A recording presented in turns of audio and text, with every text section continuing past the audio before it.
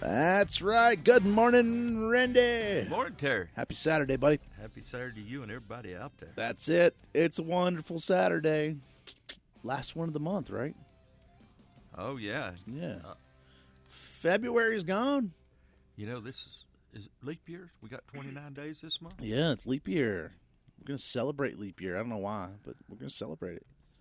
It's great. Well, Extra day in the month. Why not? At least it's not extra day in January, because January's already got 5 extra days, it feels like. 5 extra weeks. But, yeah, it's leap year. So happy leap year. Is that even a thing? Like, do you say, like, happy leap year? Is that okay? I guess. I don't know. I know people that's only about 12 years old. I know, right?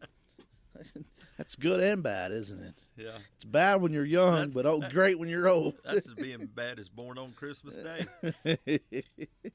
That's fair. That's fair. But anyway, all about home construction here on WATA. Again, thanks to all of you out there listening to us on WATA as well as the podcast. And we actually have some new listeners in the podcast, Randy, so we appreciate all those listeners out there now, too. Yes, we actually picked up pace a little. It's been a lot of fun reaching out, and yeah, so give us a shout out. Check out the Facebook page. You can check out All About Home Construction on Facebook. We have the email allabouthomeconstruction@gmail if you want to ask some questions there. And for those that do listen on the podcast, you just put comments on the notes, show notes. So yeah, we try to take care of everybody. It's a lot of fun. That's why we do this. I think we have a little fun doing it and helping everybody out and passing along some fun information. So. It's always a good time. So, but what's been going on in the world of construction? I mean, I know we talk so much, and it seems like the last year, everyone has been so booked up, and again, just talking to more people this week, and how's business going? And they say the same thing, like they got too much almost. It is, and just like we've talked about in the past, everybody's impatient. I want it now. Well, like J.G. Wentworth. Yeah. You want it now? I mean, but that's where we're at. Like, information's the same way, like hey, I want to know about this. What's the weather? And I check it, boom, it's at my fingertips. And text messages, like I was talking about this with someone. We were talking, and it's like, when I was a kid, you would call and call someone's house, and if they were busy or they weren't home, you left a message. When they got home, they'd call you back, maybe. Yep. And today, though, it's just like, if we don't call, if I call you and you don't answer, I'm sending you 5 texts to check on you, or hey, buddy, I need you. It's just patience, right? But we're in a different mindset than we were even 20 years ago, especially 40 years ago. Well, yeah, and they don't have people. I own a construction company, and I have 2 phones. I still have my landline, right, and I have my cell phone. So I have people call on cell phone. I have people call on landline. And what they'll do is they'll call on my cell phone. If they can't get me, then they'll call on my landline. Yeah. Not thinking that, well, Randy might be talking to somebody on the other phone. Right. And with all this mess going on, with these fake calls, spoofers, and stuff like that, and then you can't leave me a voicemail because my voicemail's full. Right. Yep. And there's no use to check it because all you have to go all the way through that mess Yeah. and click delete just to hear the phone go click. Yep. And so, the do not call list has come back out again. Well, it's not working. No. And federal law 2 weeks ago passed a law that they cannot use computerized voices now. I've heard that. Yep. And, my wife got a call one day from my daughter, and my daughter's number, and they had spoofed her number to call us on Yep. Medicare. Yeah, like I don't know how they do that. Like because we've gotten local calls that were clearly not local calls. Right. And it's. I mean, but it's not just me. It's my teenagers too. My kids are getting these calls about insurance, and they're underage. They're not even. Megan's 18, but the rest are younger, and it's like it's just a shame. But even like, for instance, our email with the podcast, and then any business emails. Like, I'm getting emails, and it's like, if you don't respond, we're going to bill you for your subscription and stuff like that, where they're just trying to suck money out of you, scam you out of money, making you think that you've bought something or not bought something. Yep. And I've gotten pretend invoices on my emails, of something that supposedly I bought and I have a past due balance on. And no, it's all scams, and that's. You just gotta. I don't know. I didn't mean to get on scams after. That's all right. People not being patient. If you have to wait over 3 seconds for somebody to say hello, yeah, most time it's a scam phone call. Yep. And then they talk over you too, right? Yeah. As you're saying, well, it's not me, or I'm not interested. They don't care. They're talking right over you to keep the conversation going, right? And I can't block the number. Mm-hmm. And because I have people call from Texas. I've Right. had Texas, Minnesota, Sure. Ohio, that actually don't live in this community, but they own homes in this community. Right. And so you just can't block every number that comes in because you'd be cutting your own throat. Right. Yeah. I mean that's it. And anyway, Got any more to say about that, Terry? yeah. Don't call me. If you want to talk to me, call me and talk. But don't call me and ask me for money. But if you want to call and give me money, it's okay. Well, wait till you get a little older. Nobody wants to give me money. They want to take money. Then the Medicare people will call. Yeah. And in today's society, I thought we was going to save a tree instead of kill a tree. Apparently not. Well, that's it's fun. It's fun when you have the time to mess with the scammers. Yes, it is. And we could probably do a fun show if I had a way to record it on the spot.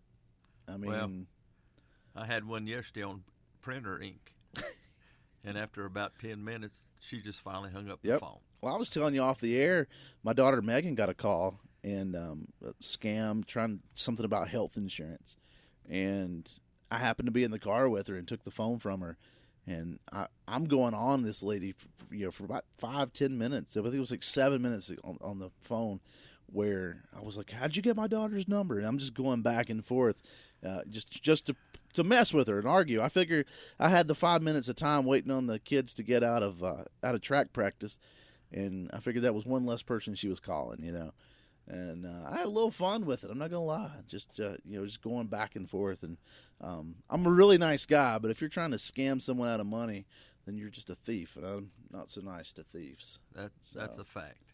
There we go. Anyway, all about home construction. Let's get back into it right after these messages. Thanks for listening to us. Happy Saturday.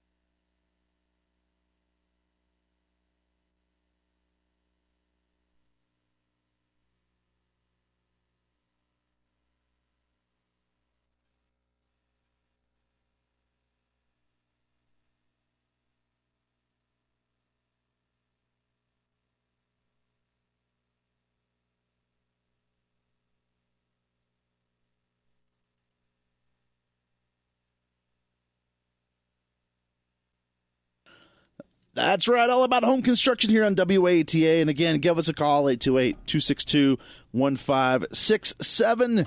We'll put you right on the air, but let's get into the main topic today, Randy. And, we've touched on some products related to this in the past, but the construction industry over the last decade has really changed in terms of what products are available. There's all sorts of new products, and sometimes newer is better, not always newer and better. But again, just new products that I think overall, at least on the surface, is a great choice. Well, it is, as we alluded to in the past, it changes continuously.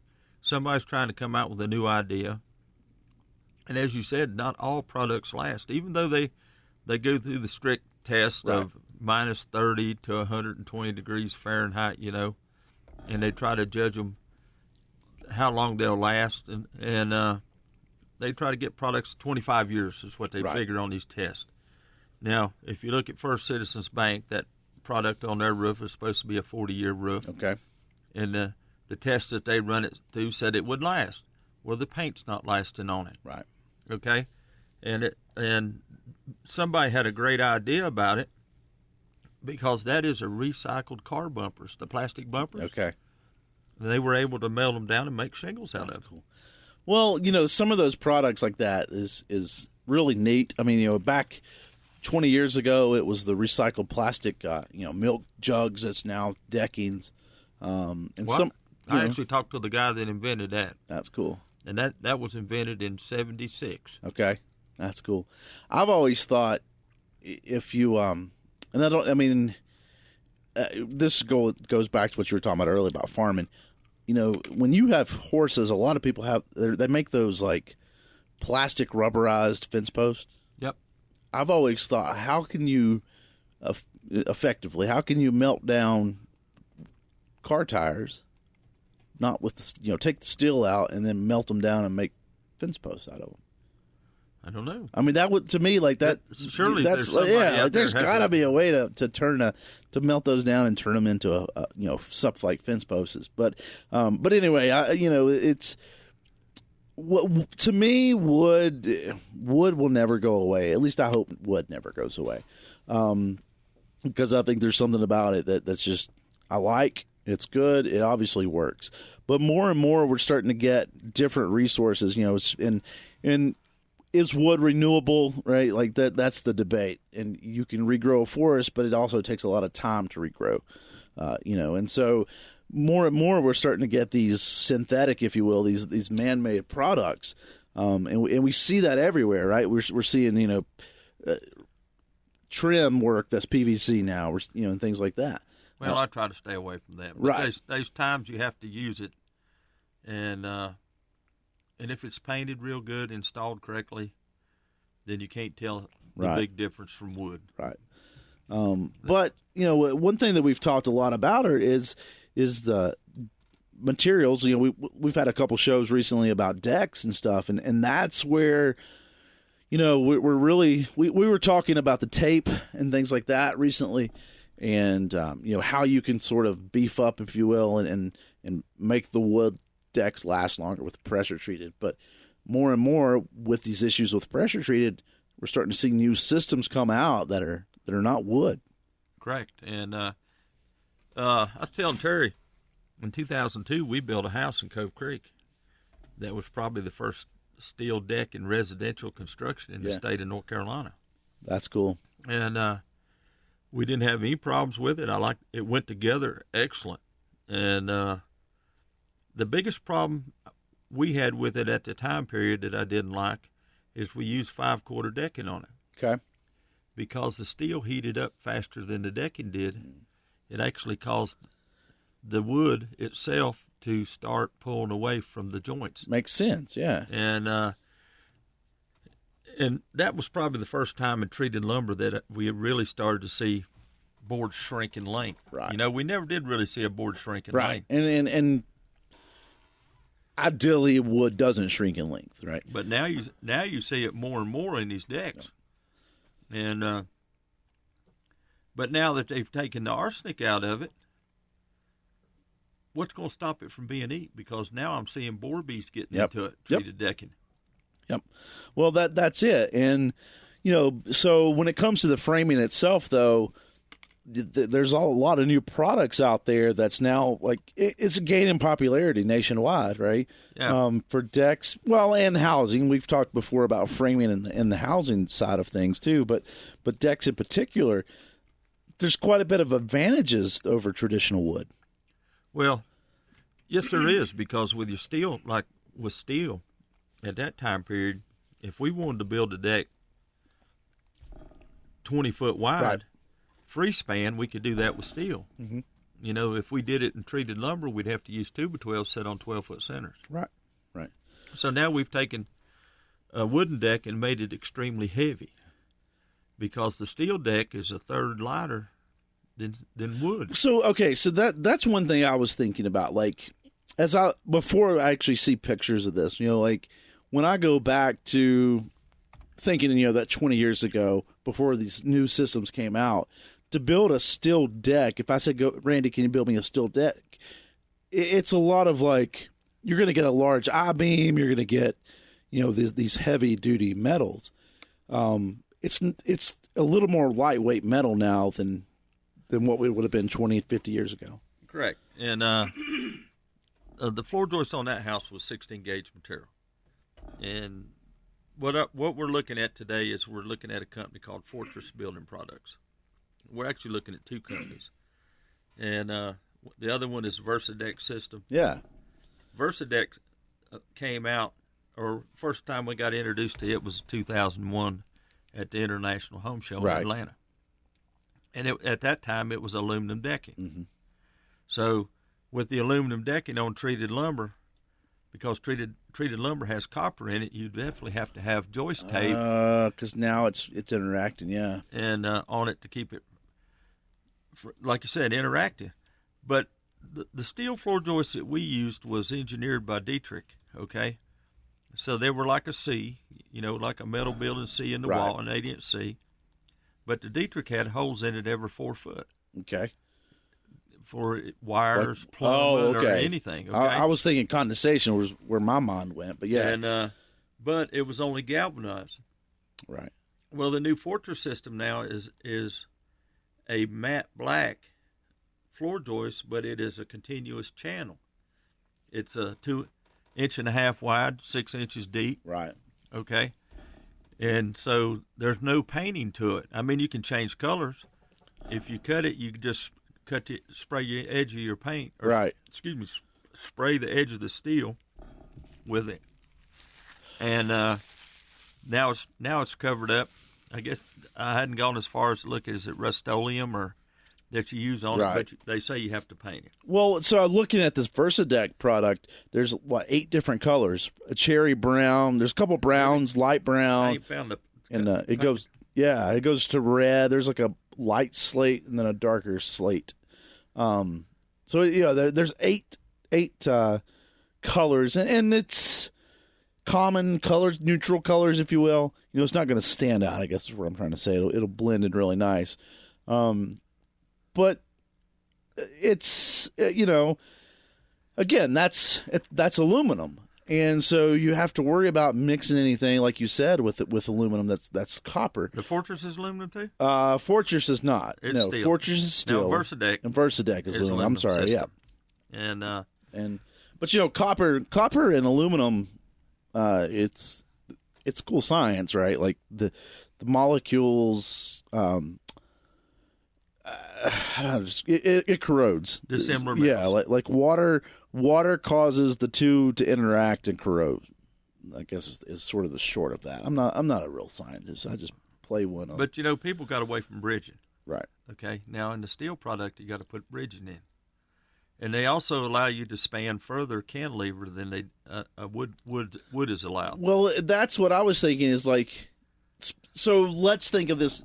Let's put it in practical terms of here in the mountains, as we build here in the mountains. It seems to me that you're going to have less, footers, less posts, because you can expand larger or longer, rather. Correct. And another thing too is, back when we built the house in 2002, we didn't have any steel posts to go to the ground. Okay. And so we had to use treated posts. Right. And that's all we had. But because it was G90 on the galvanized, then that didn't bother with the copper that's in it. Okay. Because copper and galvanized can touch. Right. Okay. Right. But everything has to be put together with a screw, not a nail. Mm-hmm. So you're always going to have a head of a screw showing somewhere. even with these new decking systems that kind of have the hidden fasteners. Well, no, we're talking about floor joists now. Okay, so you're talking about the joist itself. Yeah, but with the hidden fasteners, see, you wouldn't see it.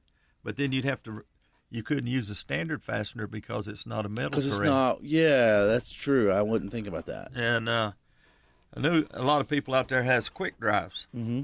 Well, quick drive, I had the rep come out and say, well, our screws will go through your sheeting and go into your steel joist. Right. No, it didn't. So we had to go to a PAM gun system that a lot of people's getting, so they buy. And they have screws, FastenMaster owns them now, which they have screws for every application. Right. Well, here's a question that I was thinking about is when it comes to these, when it comes to housing, we're manufactured houses today, modular, whatever name you want to put on it, right? We've talked about superior walls, things like that are built. They're made in a factory, so the factory setting, so dimensions are already pre-done, if you will. As things start to come out and these decking systems become more popular, I could really see where just like you can buy a house on Amazon, you can buy a deck on Amazon. That's got to be coming where, okay, I'm going to order this 8x10 deck and it's going to come on a pallet and I just put it together. Correct. Well, Sears was the first manufacturer to sell you a house in a kit. Yeah. Then now we built a couple of Lowe's homes when I was 16 years old. Lowe's kit homes, not a bad home. I mean, they supplied everything. Yeah. It was a whole kit. There's other companies out there I can't remember, and they do the same thing, and they even finance them for you. Right. But on these steel joists, you can get them from 12 foot. The minimum length is 12 foot. The maximum length is 20 foot. And it is only 6 inches, okay? All right.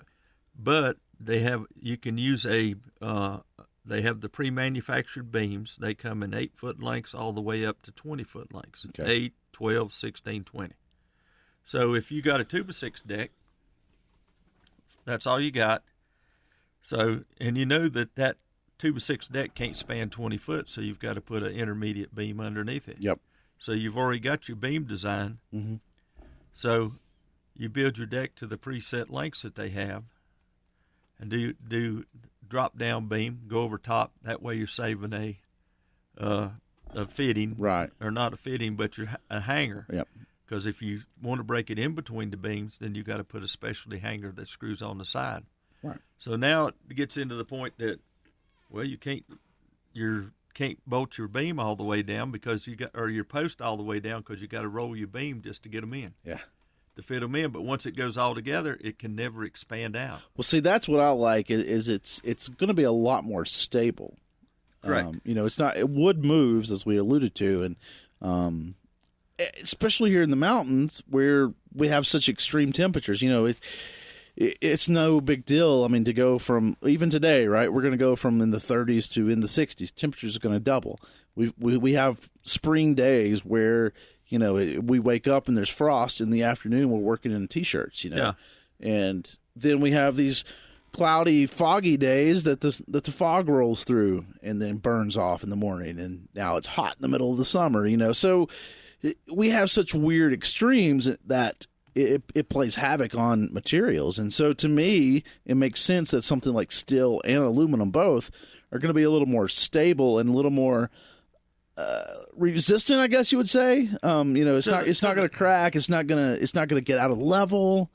It just kind of makes sense. Well, you wouldn't believe how many houses we've gone to over the years that in the last 20 years that the bow's been turned down on a treated lumber, where somebody didn't pay any attention to what they's doing. It doesn't matter. Yes, it does. It looks good when I nail it in. What? Well, I could show you some pictures of it. Oh, what are you talking about? It doesn't matter. Come on, Terry. Thanks for listening to us.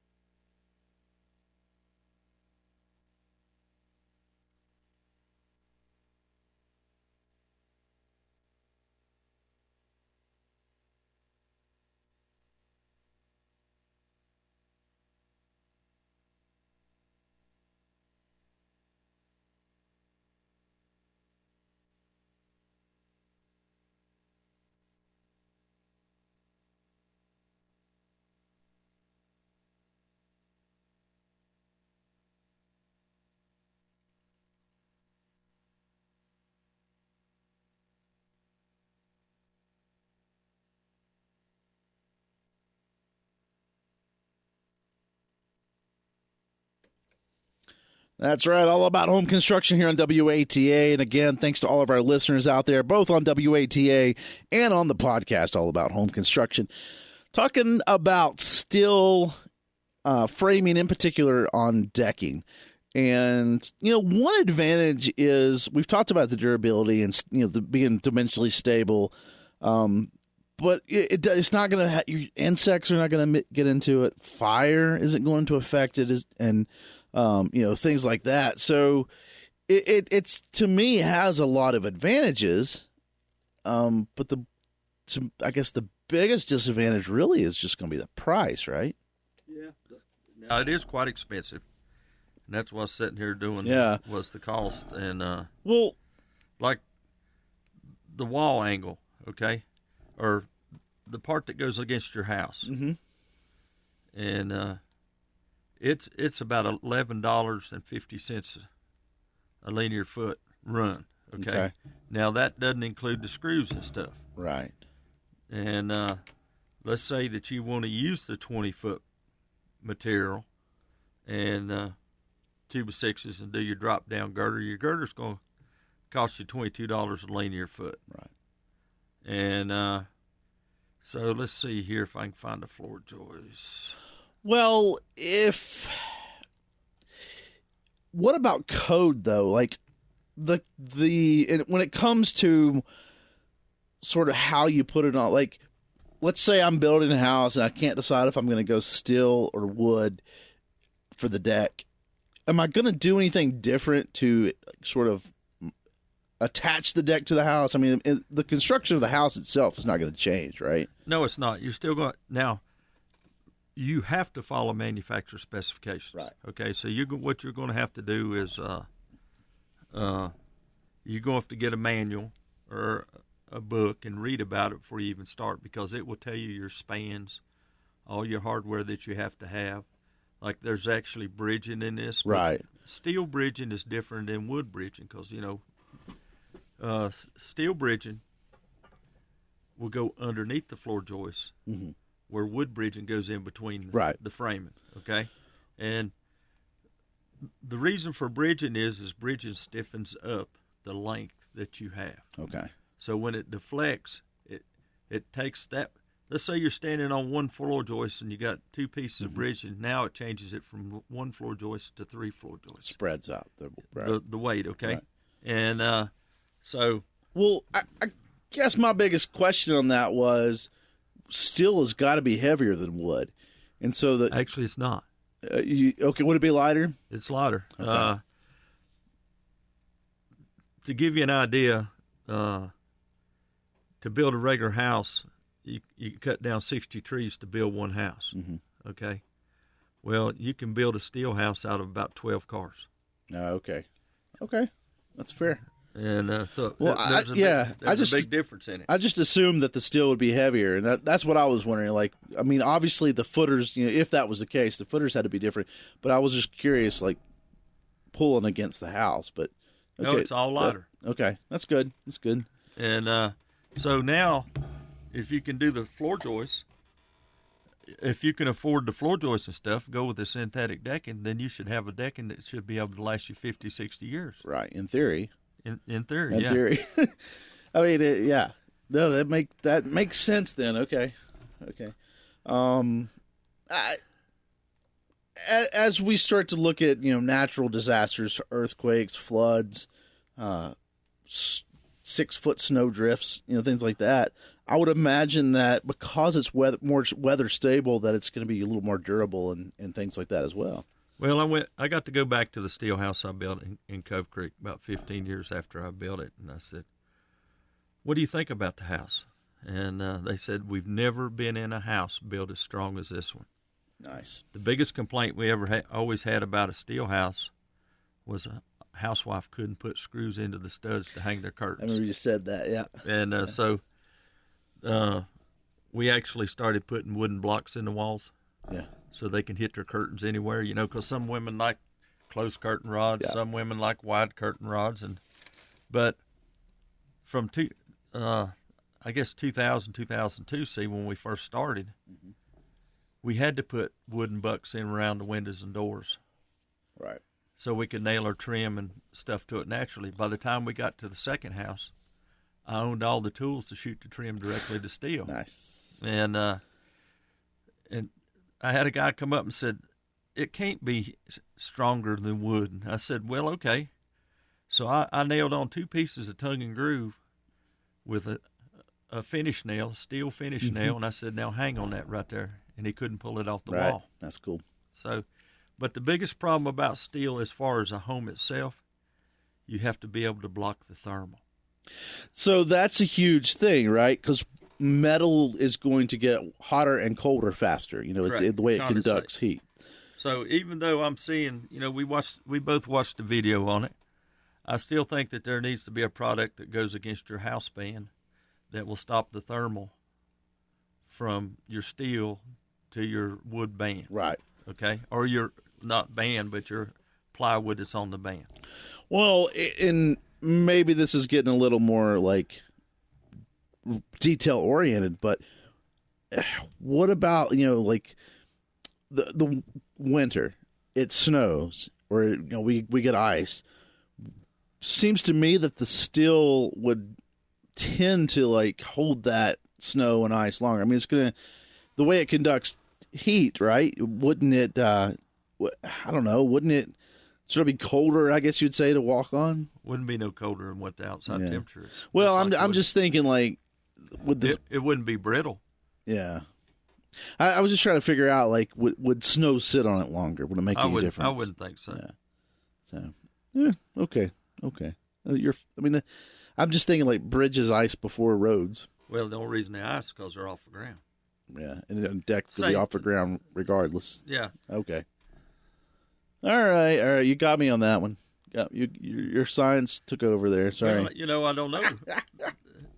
maybe not. Well, but it wouldn't be okay. It wouldn't be no different than water sitting on treated lumber. I'm going to go down this rabbit hole a minute, because what if I wanted a fancy deck that I had some kind of radiant heat, right? I put some kind of heat underneath it, so it'd be warm in the winter. Well, why you want to heat the atmosphere?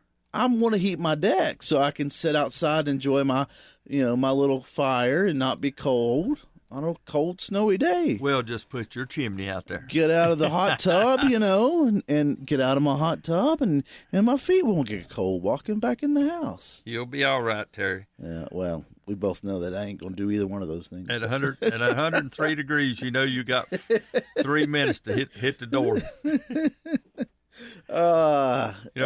My brother's hot tub's 100 foot from the house, and he keeps his about 104 degrees, and he said, there ain't nothing better than running butt naked through 2 foot of snow trying to get back in the house. I believe it. Well, if you knew where he lived, you wouldn't have to worry about it, because there ain't nobody around him. Yeah, but that. Okay, so since we talked about hot tubs, though, I would imagine that it's going to be a beefier deck. If I was planning on putting a hot tub in it, still an aluminum decking may be a better way to go. Well, right there, you said a statement that anywhere in North Carolina, before you put a hot tub on your deck, you must have it engineered. Mm-hmm.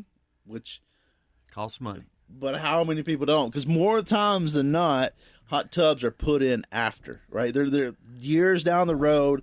Oh, I want to put a hot tub in. Well, actually, the hot tub companies now that sell them will tell you whether your deck will be able to hold the load or not. Okay. Because a hot tub, you figure 15 pounds a gallon. So average. Oh, because you're adding I was like, water's only 8 gallons. It is, but you're adding material, the tub itself. The tub itself. Right. So that's right. And now they got radios, waterfalls. Right. So it just depends on what they want. And, all right. There's a big difference between a 2-person hot tub and an 8-person hot tub. Of course. So all that engineering comes to effect. Okay. And now I looked at a deck here a few years ago, and they did not have it engineered, but the hot tub was only a 4-person hot tub, and the deck was only 10 foot wide. But the 4-person hot tub actually had about a 1/2-inch deflection out in the middle of the floor joist because of the weight of it. Yeah. And it actually sat on top of the house band against the house or against the Right. house. Okay, so that's the reason you have to have your hot tubs Yeah, engineered. I love watching those. Scrolling through and seeing these pictures of hot tubs and decks falling sideways. It's pretty scary, but it's like, oh, come on. Some of them you look at, you're like, that. No wonder it fell. Well, the life you save might be your own. Right, and that's the serious part of it, right?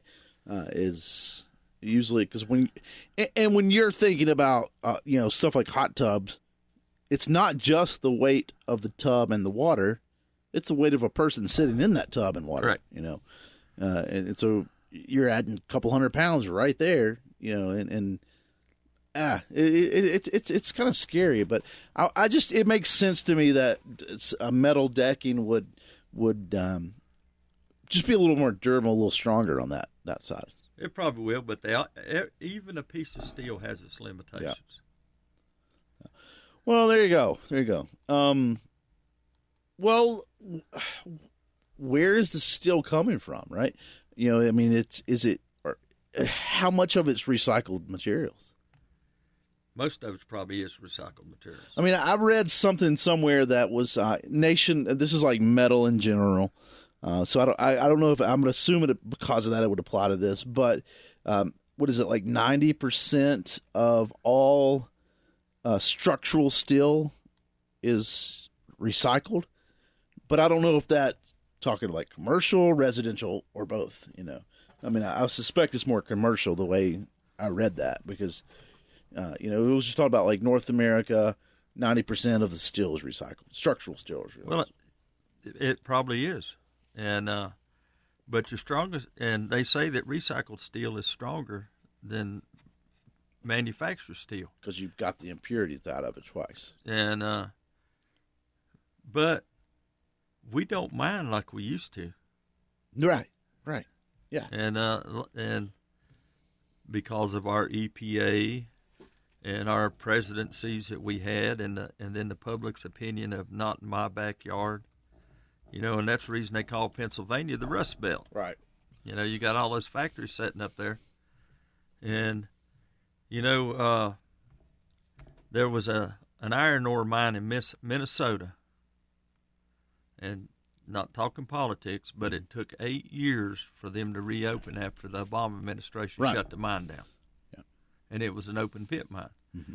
Now, I see the problem with coal mines, open pit mines, any kind of mine, and the biggest problem is water. Mm-hmm.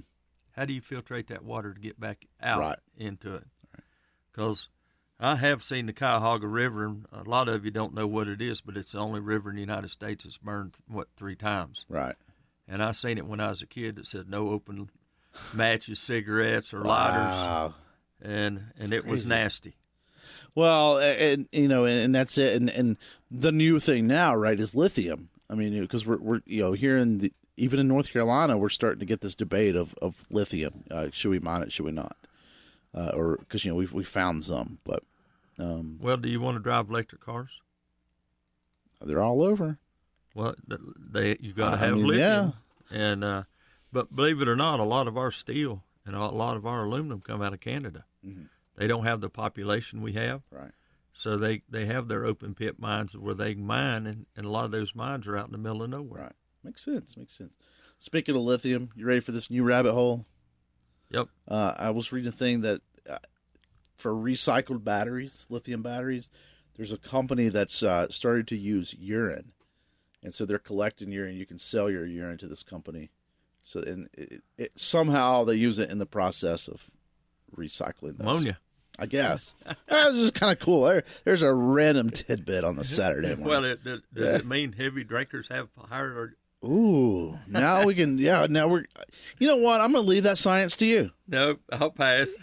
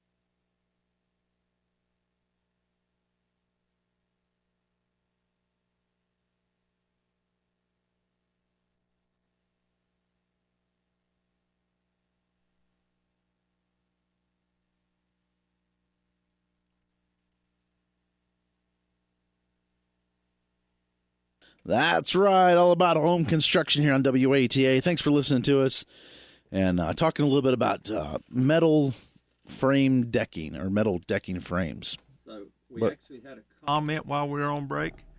A hot tub's 125 pounds a square foot on your deck with a 40-pound That's the rated. Okay. And new steel and recycled steel are the same strength, just different cost of manufacture. Okay. That makes sense. So, see, there's people out there listening to us. We do appreciate every one of them. So, there you go. That's what communication's for. Reach out.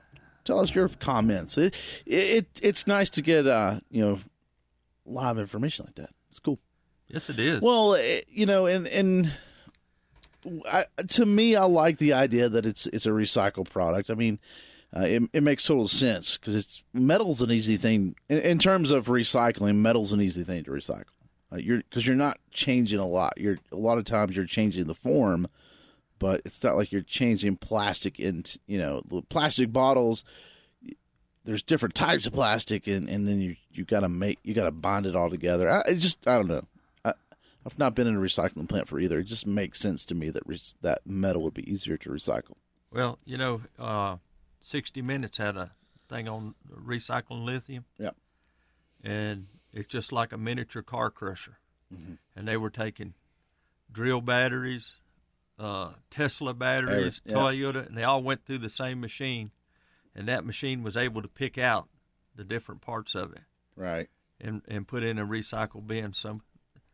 About 99% of it was recyclable. Mm-hmm.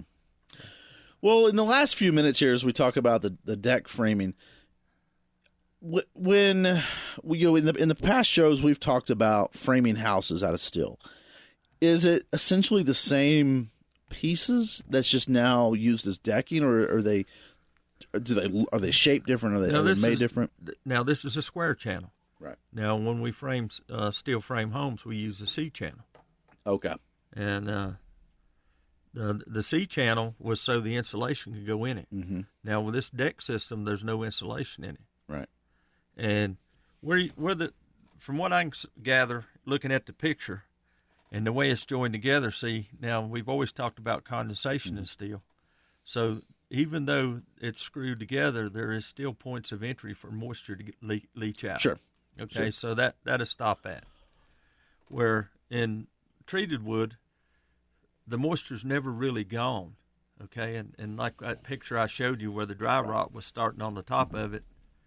And so it was pretty wild on that deck that we did down in Caldwell. Only about a third of the floor joists were rotted, and the others were fine. Mm-hmm. So we replaced them, but we went ahead and taped them all so we could secure them, make sure they wouldn't rot anymore or continue to rot. So ideally, if money wasn't an issue, we're not worried about budget right here. If you were to put this frame in, what would Randy use as the decking itself? I'd use the Trex, something similar, synthetic. Yeah. Trex now has gone from 30, 40 to 50 years, mm-hmm. and they have a price difference on each one. The only thing I think I would do that they're not showing on putting the synthetic decking on the steel is I would steel tape it. Right. And the reason I would tape it is not for condensation, but to hold down the noise of you walking across the decking. Yep. And because that's one thing I did notice on our first deck we built, it was a little noisy walking across. Sure.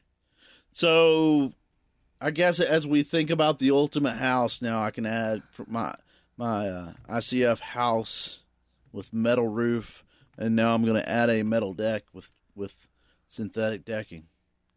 Well, indestructible house. Getting closer and closer. I read a magazine, which I got this out of a magazine today, was Metal Construction News. Right.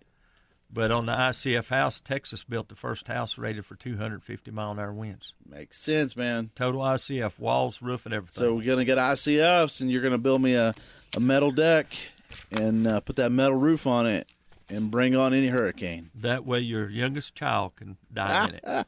Thanks for listening to us, all about home construction. We do appreciate all of our listeners out there, both on WATA and the podcast. Shoot us a message. Let me know what you think, and we'd love to hear from you. We appreciate it. We appreciate it a whole lot. Randy, I suppose we'll talk to you next week. Bye.